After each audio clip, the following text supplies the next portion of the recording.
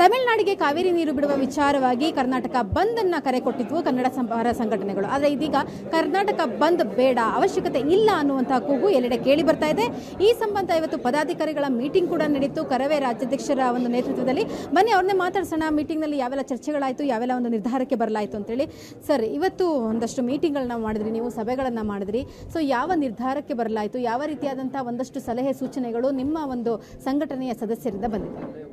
ನಮ್ಮೆಲ್ಲ ರಾಜ್ಯ ಪದಾಧಿಕಾರಿಗಳು, ಕಾರ್ಯಕರ್ತರು, ಜಿಲ್ಲಾಧ್ಯಕ್ಷಗಳು ಎಲ್ಲ ಒಟ್ಟಿಗೆ ಚರ್ಚೆಯನ್ನು ಮಾಡಿ ಈ ಸಂದರ್ಭದಲ್ಲಿ ಬಂದ್ ಬೇಡ, ಸರ್ಕಾರ ನೀರನ್ನು ಬಿಡಲ್ಲ ಅನ್ನುವಂಥ ಮಾತನ್ನು ಹೇಳಿದೆ. ಮುಖ್ಯಮಂತ್ರಿಗಳು ಕನ್ನಡಿಗರ ಹಿತವನ್ನು ಕಾಯ್ತೀನಿ ಅನ್ನುವಂಥ ಮಾತು ಹೇಳಿದ್ದಾರೆ. ಮತ್ತು ಮಳೆ ಬರ್ತಾ ಇದೆ, ಡ್ಯಾಮ್ ತುಂಬ್ತಾ ಇದೆ, ಒಂದು ಕಡೆ ತಮಿಳುನಾಡಿಗೆ ನೀರು ಹೋಗ್ತಾ ಇದೆ, ಬಂದ್ಕ್ಕಿಂತ ಹೋರಾಟವನ್ನು ತೀವ್ರಗೊಳಿಸೋಣ ಅನ್ನುವಂಥ ಮಾತನ್ನು ಹೇಳಿದ್ದರಿಂದ ನಾವೆಲ್ಲ ಒಟ್ಟಿಗೆ ಸೇರಿ ಹೋರಾಟವನ್ನು ಮುಂದುವರ್ಸೋಣ ಅನ್ನುವಂಥ ನಿರ್ಧಾರಕ್ಕೆ ಬಂದಿದ್ದೀವಿ. ಸರ್, ಬಂದನ್ನು ನೀವು ನಿರ್ಧಾರ ಮಾಡಿ ಬಂದ್ ದಿನಾಂಕನ ಘೋಷಣೆ ಮಾಡೋ ದಿವಸನೂ ಕೂಡ ಎಲ್ಲರೂ ಒಟ್ಟಾಗಿ ಸೇರಿ ಅಭಿಪ್ರಾಯಗಳನ್ನು ಸಂಗ್ರಹಿಸಿ ಬಂದ್ ದಿನಾಂಕವನ್ನು ಘೋಷಣೆ ಮಾಡಿದ್ರಿ. ಈಗ ಬಂದನ್ನ ವಾಪಸ್ ತಗೊಂತೀವಿ ಅನ್ಬೇಕಾದ್ರೆ ಯಾಕಿಷ್ಟು ಬಂದ್ ಮಾಡ್ತೀವಿ ಅಂದಾಗ ಇದ್ದಂತಹ ಒಂದು ಒಗ್ಗಟ್ಟನ್ನ ಬಂದಿನ ವಾಪಸ್ ತಗೊಳ್ಳುವಂಥ ಸಂದರ್ಭದಲ್ಲಿ ಯಾಕೆ ಗೊಂದಲ ಸೃಷ್ಟಿ ಆಗ್ತಾ ಇದೆ? ಆವತ್ತು ನೀರಿನ ದಾಹ ಜಾಸ್ತಿ ಇತ್ತು, ಇವತ್ತು ನೀರು ತುಂಬಿಡಿದೆ ಡ್ಯಾಮಲ್ಲಿ. ಆಮೇಲೆ ಅವತ್ತು ಎಲ್ಲರೂ ಒಟ್ಟಿಗೆ ಸೇರಿ ನಾವು ನಿರ್ಧಾರವನ್ನು ತಗೊಂಡಿರುವಂಥದ್ದು.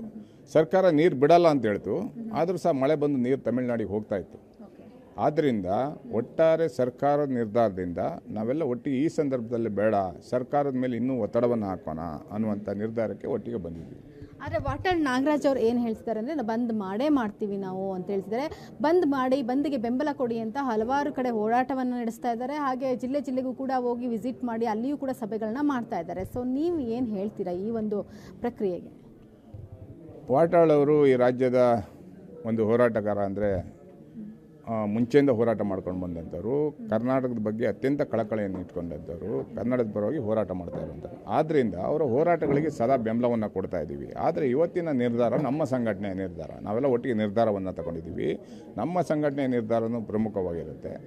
ಆದ್ದರಿಂದ ಇವತ್ತಿನ ಸಂದರ್ಭದಲ್ಲಿ ಬಂದ್ ಕರೆ ಕೊಡೋದು ಬೇಡ, ಬೆಂಗಳೂರು ಜನರಿಗೆ ತೊಂದರೆ ಆಗುತ್ತೆ, ಸರ್ಕಾರದ ನಿಲುವನ್ನು ನೋಡಿಕೊಂಡು ನಮ್ಮ ಹೋರಾಟವನ್ನು ತೀವ್ರಗೊಳಿಸೋಣ ಅನ್ನುವಂಥ ಚರ್ಚೆಯನ್ನು ಮಾಡಿರೋದ್ರಿಂದ ಆ ನಿರ್ಧಾರಕ್ಕೆ ನಾವು ಬದ್ಧರಾಗಿದ್ದೀವಿ. ವಾಟಾಳ್ ನಾಗರಾಜ್ ಹತ್ರ ಮಾತಾಡುವಂಥ ಪ್ರಯತ್ನವನ್ನು ಮಾಡಿದ್ರೆ, ಬಂದ್ ಬೇಡ, ಹೋರಾಟದ ಕಡೆ ನಮ್ಮ ಗಮನವನ್ನು ಕೊಡೋಣ, ಒಗ್ಗಟ್ಟಾಗಿ ಹೋಗೋಣ ಅನ್ನುವಂತಹ ಒಂದು ಮನವರಿಕೆಯನ್ನು ಮಾಡೋದು ಅಥವಾ ಮನವಿಯನ್ನು ಮಾಡುವಂಥ ಪ್ರಯತ್ನವನ್ನು ಮಾಡಿದ್ದೀರಾ? ಖಂಡಿತವಾಗಲೂ ಮಾಡ್ತೀವಿ, ಇನ್ನೂ ಸಹ ಮಾಡ್ತೀವಿ. ಇನ್ನೂ ಸಂಜೆ ತನಕ ಸಮಯ ಇದೆ, ಮನವಿಯನ್ನು ಮಾಡುವಂಥ ಕೆಲಸ ಮಾಡ್ತೀವಿ. ಅದಾದಮೇಲೆ ನಿರ್ಧಾರ ಪ್ರಕಟಣೆ ಮಾಡ್ತೀವಿ. ಸೊ ಬಂದನ್ನು ಹೊರತುಪಡಿಸಿದ್ರೆ ಈಗ ಮುಂದಿನ ಹೋರಾಟ ಹೇಗಿರುತ್ತೆ? ಕಾವೇರಿಯ ಒಂದು ನೀರಿನ ಹಿತರಕ್ಷಣೆಯ ವಿಚಾರವಾಗಿರ್ಬೋದು, ರಾಜ್ಯದ ಹಿತರಕ್ಷಣೆಯ ವಿಚಾರವಾಗಿರ್ಬೋದು, ಕನ್ನಡ ಸಂಘಟನೆಗಳ ಮುಂದಿನ ಹೋರಾಟ ಹೇಗಿರುತ್ತೆ? ಕರವೇ ಮುಂದಿನ ಹೋರಾಟ ಹೇಗಿರುತ್ತೆ? CWRC ಮತ್ತು CWMA ಎರಡು ತಮಿಳುನಾಡಿನ ಏಜೆಂಟ್ಗಳ ಥರ ಕೆಲಸ ಮಾಡ್ತಾ ಇದ್ದಾರೆ.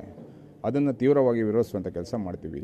ಅದಾದಮೇಲೆ ಸರ್ಕಾರ ನೀರು ಬಿಡಲ್ಲ, ಸುಪ್ರೀಂ ಕೋರ್ಟ್ ಹೋಗ್ತೀವಿ ಅನ್ನೋಂಥ ಮಾತನ್ನು ಹೇಳಿದ್ದಾರೆ. ನಮ್ಮ ಲೋಕಸಭಾ ಸದಸ್ಯರು ಸುಮ್ಮನೆ ನಿದ್ದೆ ಮಾಡ್ತಾ ಇರಬಾರ್ದು. ಲೋಕಸಭಾ ಸದಸ್ಯರು ಕೇಂದ್ರ ಸರ್ಕಾರದ ಮೇಲೆ ಒತ್ತಡವನ್ನು ಹಾಕುವಂಥ ಕೆಲಸ ಮಾಡಬೇಕಾಗಿದೆ. ಬೆಂಗಳೂರು ನಗರ ಇವತ್ತು ಬೆಳೀತಾ ಇದೆ. ಆದ್ದರಿಂದ ಬೆಂಗಳೂರು ನಗರಕ್ಕೆ ಯಾವ ರೀತಿ ನೀರನ್ನು ಕೊಡಬಹುದು ಅನ್ನುವಂಥ ಯೋಚನೆಯನ್ನು ಸರ್ಕಾರ ಮಾಡಬೇಕು ಅನ್ನೋಂಥ ಒತ್ತಾಯವನ್ನು ಮಾಡ್ತಾ ಇದ್ದೀವಿ. ಶರಾವತಿ ನೀರು ಸಮುದ್ರ ಪಾಲಾಗ್ತಾ ಇದೆ, ನೇತ್ರಾವತಿ ನೀರು ಸಮುದ್ರ ಪಾಲಾಗ್ತಾ ಇದೆ. ಆ ನೀರುಗಳನ್ನು ನಮ್ಮ ಗ್ರಾಮಾಂತರ ಜಿಲ್ಲೆಗೆ, ಬೆಂಗಳೂರು ನಗರ ಜಿಲ್ಲೆಗೆ ಕೊಡುವಂಥ ಕೆಲಸ ಮಾಡಬೇಕು ಅನ್ನೋಂಥ ಒತ್ತಾಯವನ್ನು ಮಾಡ್ತಾ ಇದ್ದೀವಿ. ಮೇಕೆದಾಟು ಯೋಜನೆ ಕಟ್ಟಲೇಬೇಕು ಅನ್ನೋಂಥ ಒತ್ತಾಯವನ್ನು ಮಾಡ್ತೀವಿ. ಈ ರೀತಿ ಕಳಸಾ ಬಂಡೂರಿ ಮಹದಾಯಿ ಯೋಜನೆ, ಉತ್ತರ ಕರ್ನಾಟಕದ ಭಾಗದ ರೈತರ ಯೋಜನೆಗಳಿಗೂ ಸಹ ಸರ್ಕಾರ ಮತ್ತು ಲೋಕಸಭಾ ಸದಸ್ಯರು ಒಟ್ಟಿಗೆ ಸೇರಿ ಆ ಸಮಸ್ಯೆಯನ್ನು ಬಗೆಹರಿಸಬೇಕು ಅನ್ನೋದು ಒತ್ತಾಯವನ್ನು ಮಾಡ್ತೀವಿ. ಧನ್ಯವಾದ ಸುವರ್ಣ ನ್ಯೂಸ್ ಜೊತೆ ಮಾತಾಡೋದಕ್ಕೆ. ಇದಿಷ್ಟು ಕರವೇ ಪ್ರವೀಣ್ ಶೆಟ್ಟಿ ಅವರ ಮಾತಾಗಿದ್ದು. ಯಾವುದೇ ಕಾರಣಕ್ಕೂ ಬಂದಿನ ಅವಶ್ಯಕತೆ ನಮಗೆ ಕಾಣಿಸ್ತಾ ಇಲ್ಲ. ಹಾಗಾಗಿ ನಮ್ಮ ಎಲ್ಲ ಸದಸ್ಯರು, ಪದಾಧಿಕಾರಿಗಳು, ಜಿಲ್ಲಾಧ್ಯಕ್ಷರೆಲ್ಲ ಸೇರಿ ಬಂದ್ ಬೇಡ, ಕೇವಲ ಹೋರಾಟಕ್ಕೆ ನಮ್ಮ ಒಂದು ಹೋರಾಟವನ್ನು, ಆಕ್ರೋಶವನ್ನು ಸೀಮಿತಪಡಿಸೋಣ ಅನ್ನುವಂಥ ಒಂದು ನಿಟ್ಟಿನಲ್ಲಿ ನಾವು ಒಂದು ನಿರ್ಧಾರಕ್ಕೆ ಬಂದಿದ್ದೀವಿ ಅನ್ನುವಂಥ ಮಾತುಗಳನ್ನು ಹೇಳ್ತಿದ್ದಾರೆ. ಕ್ಯಾಮ್ರಾ ಪರ್ಸನ್ ಹಿರಣ್ಣ ಜೊತೆ ರಕ್ಷಾ, ಏಷ್ಯಾನೆಟ್ ಸುವರ್ಣ ನ್ಯೂಸ್, ಬೆಂಗಳೂರು.